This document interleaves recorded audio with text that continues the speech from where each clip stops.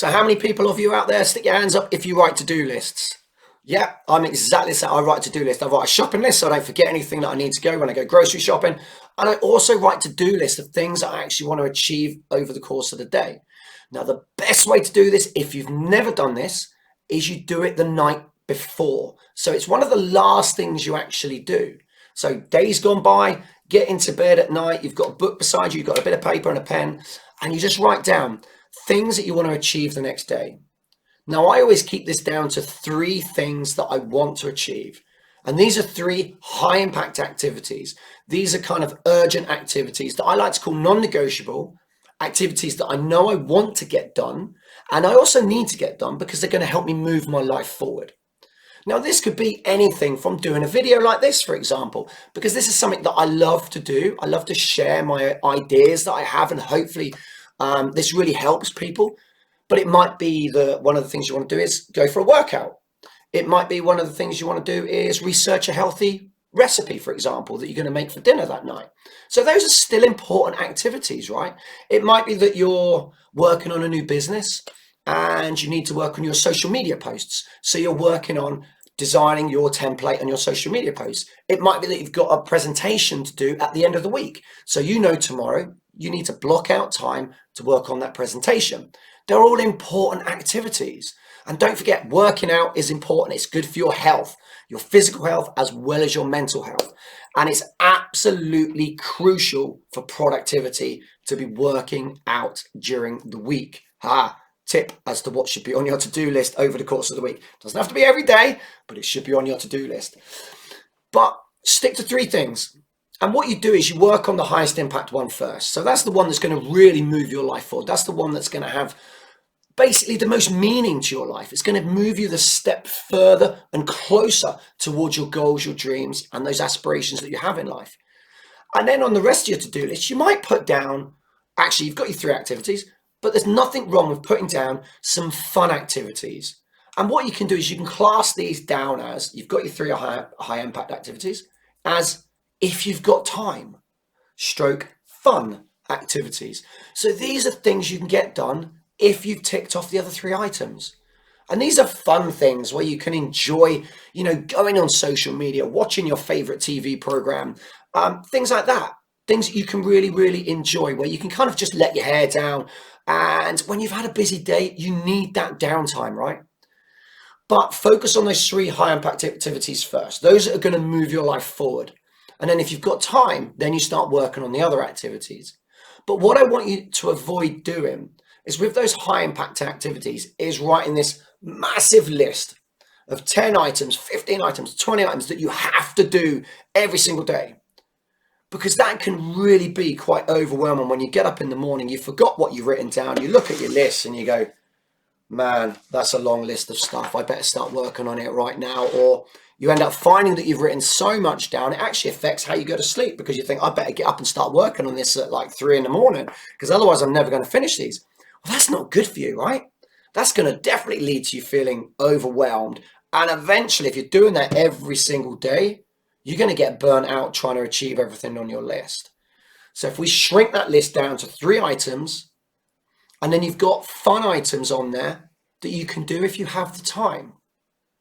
And then with these big lists that people do, what sometimes happens is, if there's 3 or 4 items that you're not doing every single day, and you're achieving, say, 2 items, but you keep writing a list of 6 things, and maybe there's 3 or 4 items that you're not doing every single day, it will lead you to feeling really frustrated.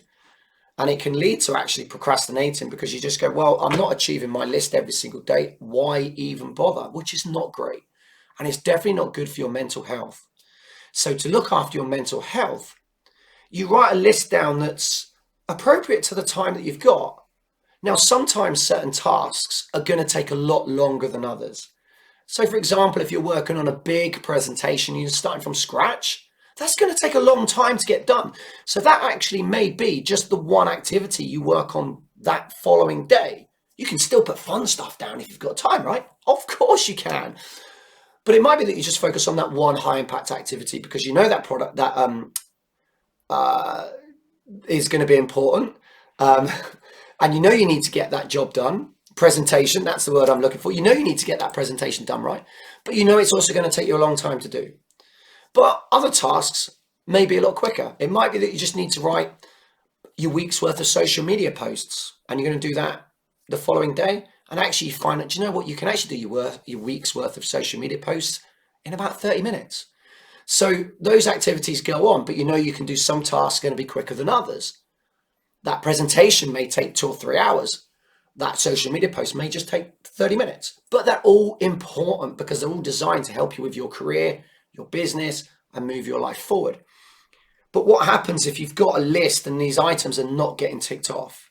And especially if they keep reappearing day after day after day. I want you to think about the sort of the mental health side of things. It's not going to be great for your mental health to see those same items appearing down every day. It is going to be incredibly frustrating. And you may even feel like you're not achieving anything, even though you are, because you're still ticking other things off. So be realistic with the time that you have the next day. Set yourself realistic targets, especially initially if you've not done to-do lists before. So it might be that you just set down 2 or 3 smaller tasks that are a lot easier to complete. And then as you start used to ticking these things off your to-do list, then you can start setting up more challenging tasks. And actually what to-do lists really help you sort of find out is how long it actually takes you to complete certain tasks and certain activities. Sometimes we think that actually, do you know what, this presentation is going to take, it's going to take 2 hours. And you find out it takes 3 or 4. Or you find out and it took you an hour. So actually, you start to get an idea of what certain activities take in terms of their time. And with your to-do list, then you can start tweaking it a little bit to maybe add one more thing on or reduce it by one and just only have 2 things down the next day. So you can really play around with it. And this is one of the things I love about to-do lists. It really gives you that sort of freedom to play about once you understand how long certain things take. And sometimes things take a lot longer than we actually think they're going to take. For example, if you go to the gym, you've got travel time to the gym, you've got parking, you then have to walk into the change rooms, you then may have to get changed, you then go into the gym, you then do your workout, you then do your stretches, you then go back to the changing room, you then get changed, or you shower, you change, you then go back to the car, then you drive home. So although your workout in the gym maybe half an hour, that whole process could take you an hour 15, hour and a half.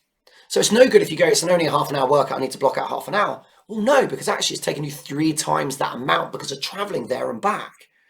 So it's understanding that there's going to be potentially a little bit more time on one subject, one topic, one task, but other tasks you may find you just get a lot quicker, especially when you know what you're doing. Because you get up in the morning, you know exactly what you've got planned for that day. You don't have to kind of go, what should I do? Not really sure. You know already because you made the decision the night before. And what I love about this is when you make a decision, and this is what decision does, it cuts off all other options. If you make a decision to watch a movie, that cuts off other options to watch a TV program. You can't do both, right? You can do one or the other because you're watching a movie. And this is what this does. You cut off that option. So you know, get up in the morning, right, I've got my list. I know I need to do X, Y, and Z, and they're all designed to move you forward. And that's the goal and the key with having a list. So I really hope you enjoyed that one. As usual, I appreciate you for joining me. Until next time, I'm Adrian. I shall see you soon.